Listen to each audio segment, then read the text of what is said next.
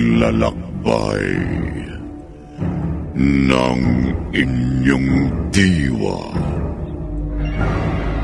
Pagsaksi sa mga pangyayaring hindi mo sukat akalain.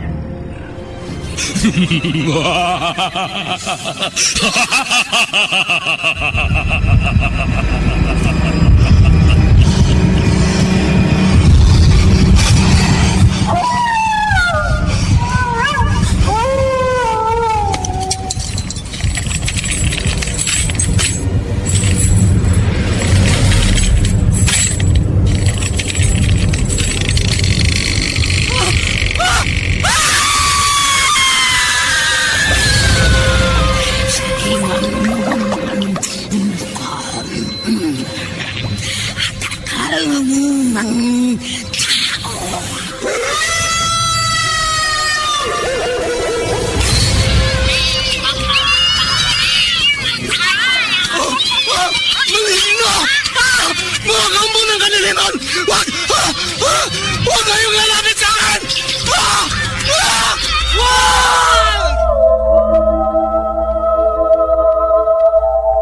Mga kababalaghang hindi kayang tanggapin ng inyong isipan.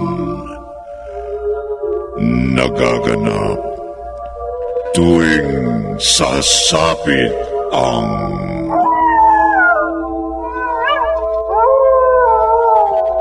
gabi ng lagi.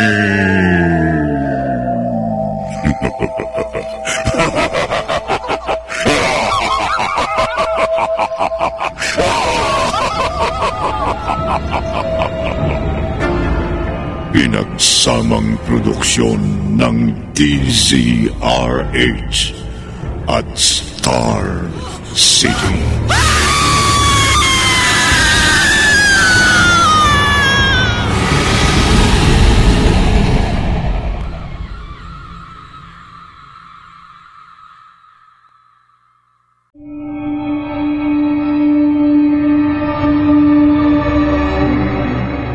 Magandang gabi, kaibigan.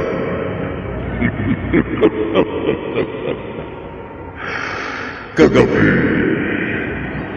hindi sinunod ni Aris ang utos ng Diablo na magsabog siya ng lagim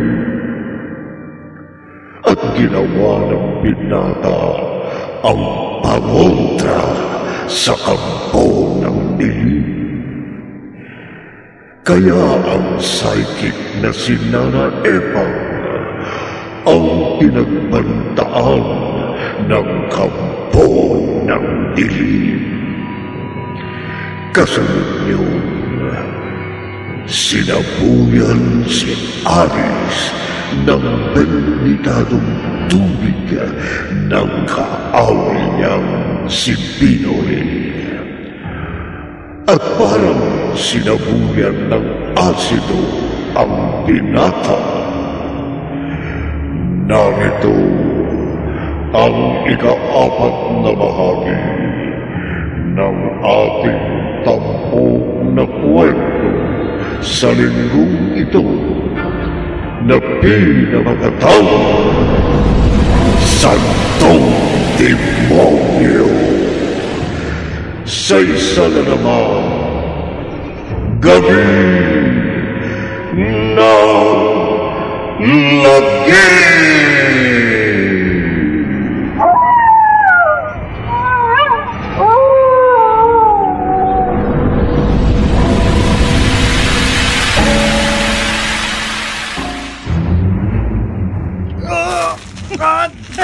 Nasaan katawan ko na sa puya ng Holy Water? Naagnas ka, Aris.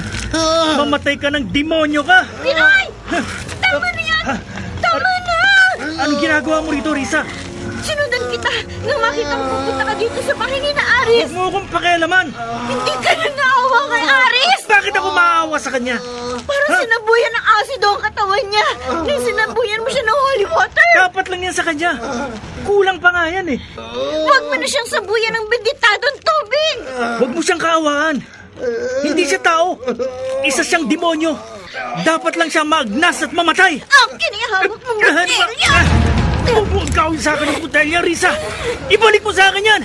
Para maibuhos ko ng lahat ng laman niyan kay Aris. Para tuluyan ng maagnas at mamatay ang demonyong yan. Hindi! Ibubuhos ko sa lupa ang lahat ng laman nito! Risa, wag! Masyado kang pakialamera! Ligtas ka na, Aris. Naitapon ko ng lahat ng benditadong tubig. Talaga? Ay, wala na akong laban sa'yo, Aris. Pero hindi pa tayo tapos. Tandaan mo yan. Babalikan kita, demonyo! Huwag ka nang babalik, Binoy! Aris, hindi ko maintindihan ang nangyari sa'yo. Sasabihin ko sa'yo lahat, Risa. Bakit parang naagnas ang katawan mo nang sabuyan ng holy water? Bakit?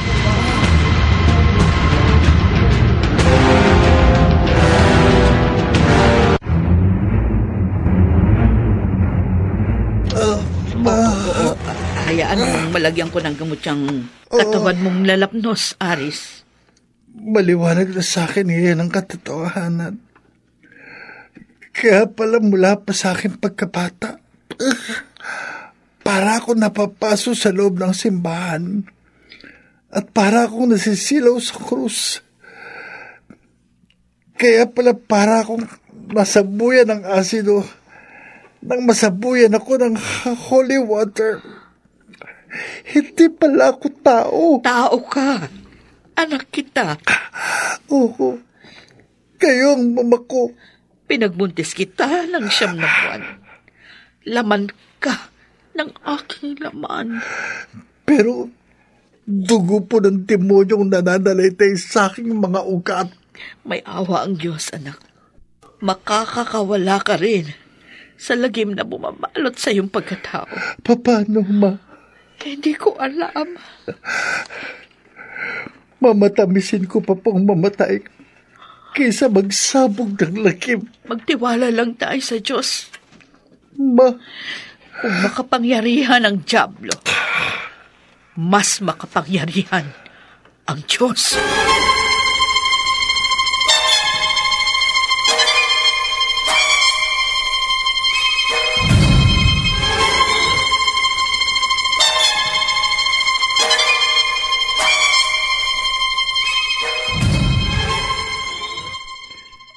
Ano, demonyo? Maliwanag ang narinig mo. Ngayong nagpakita uli ako sa iyo, Leo. Binibigyan kita ng ultimatum. Huwag mo nang patagalin ang ating kasunduan. Obligahin mo na si Aris na magsabog ng lagim. Dahil kung hindi, parurusahan mo na si Aris? kapag ginamitan ko ng kapangyarihan ang anak mo, mamamatay siya. At hindi ko papayagang mangyari yon hanggang hindi siya nakakapagsabog ng lagim dito sa lupa. Kaya kayo ng asawa mo ang makakatikim sa bagsik ng aking kapangyarihan. Kami ng aking asawa? Oo. Kapag hindi pa pumatay ng tao si Aris, kayong mag-asawa na ang mamamatay!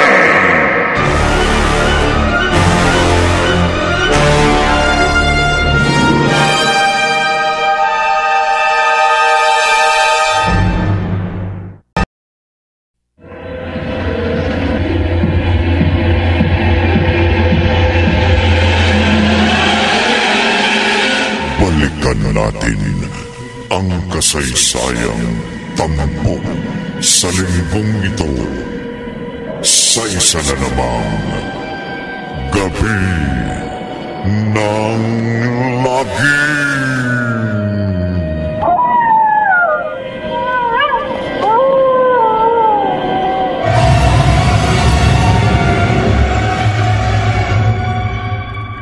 Tinoy.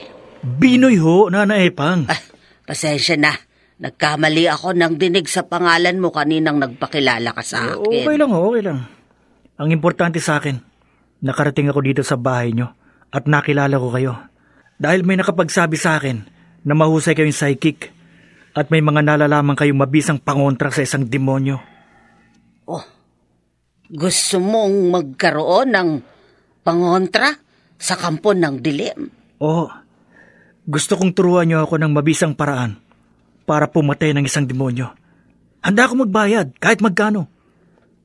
Ang alam kong mabisang panlaban sa dyablo ay dasal. Dasal ho? Oo. Bakit parang nagulat ka? Kasi ho Kasi hindi ka naniniwala sa dasal. Hindi kasi ako makadiyos. Kaya bihira akong pumasok sa simbahan at magdasal. Kung hindi ka makadiyos, wala akong maitutulong sa'yo. Nana Epang. Dahil dasal, ang kapangyarihan lamang ng Diyos ang makakadaig sa kapangyarihan ng dyablo.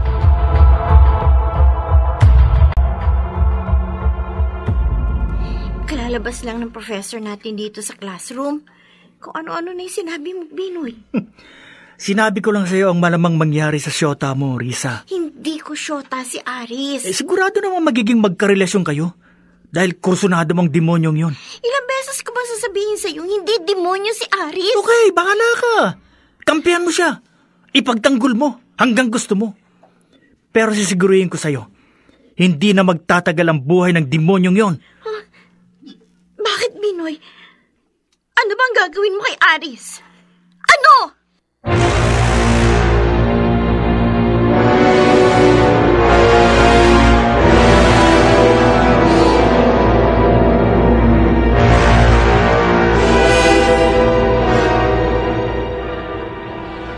Nati, makapangyarihan ng demonyo.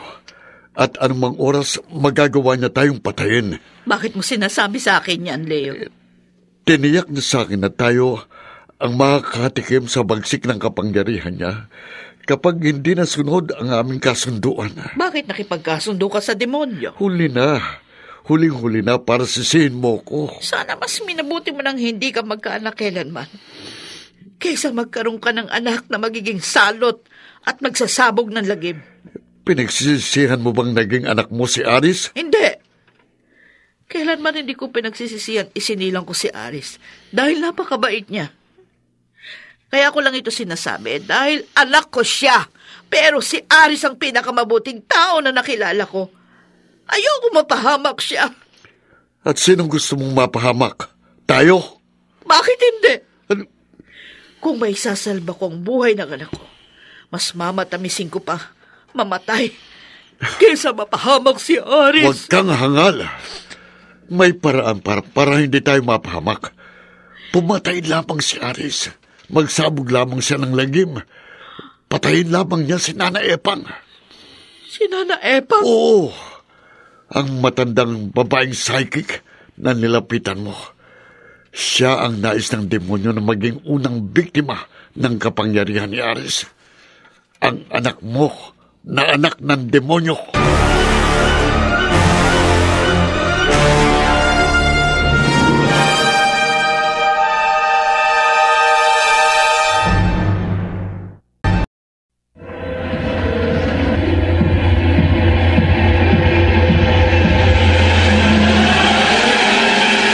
Balikan natin ang kasaysayang tampok sa linggong ito sa isa na namang Gabi ng Lagim.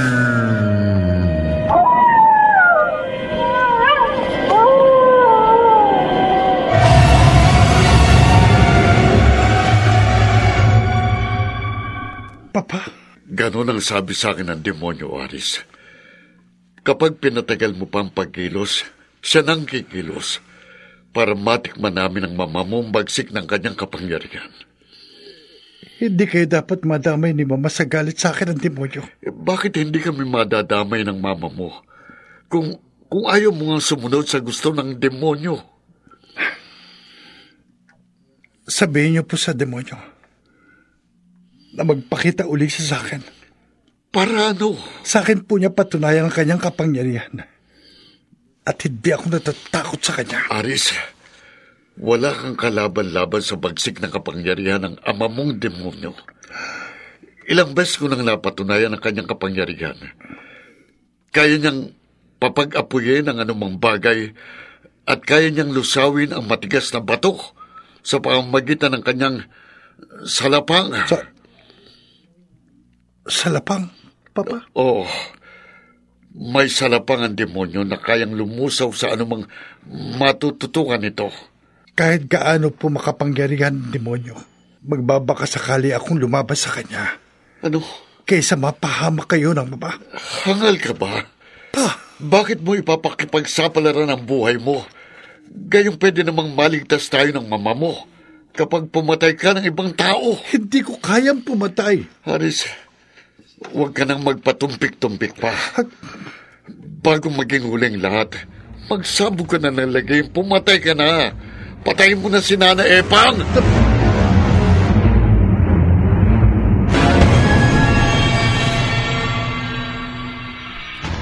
Aris! Ha? Binoy? Kanina pa ako nag-aabang sa'yo dito, sa labas ng bahay ninyo. Para sabuyan na naman ako ng benditadong tubig. Hindi ko nagugusto yung maagnas lang ang ibang parte ng katawan mo. Ang gusto kong magliyab, ang buong katawan mo. Hanggang sa maging abo ka. Hindi mo magagawa yan. Yan ang akala mo. Sa pagtatanong-tanong ko, nalaman kong ang pinakamabisang pamuksa sa kagaya mong isang demonyo. Ang krus. Krus? Oo, etong dala ko. Huwag mo ilapit nakakita mo? sa akin ang krus na hawak mo. Nasisilaw ako. Hindi ko lang ilalapit sa iyo ang krus na ito. Ididikit ko pa at ididiin ko sa katawan mo para magliyab ka, para masunog ka at maging abo. Hindi si Aris ang magliliyab, lalaki.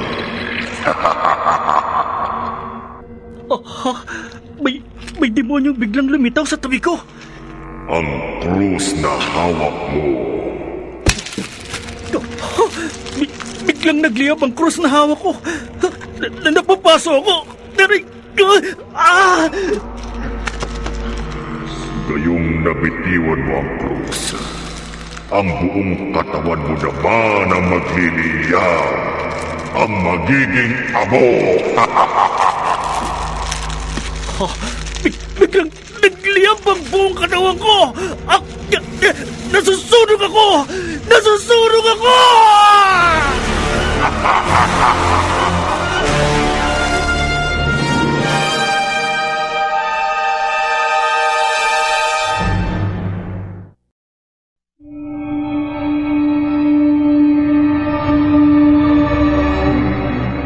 Saan hahantong ang pagliyab ng buong katawan ni Pinoy?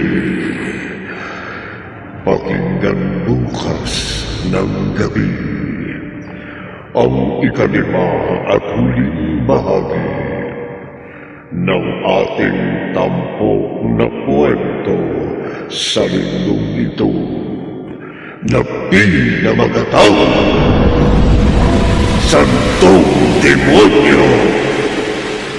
Sa isa na naman gabi ng lagi.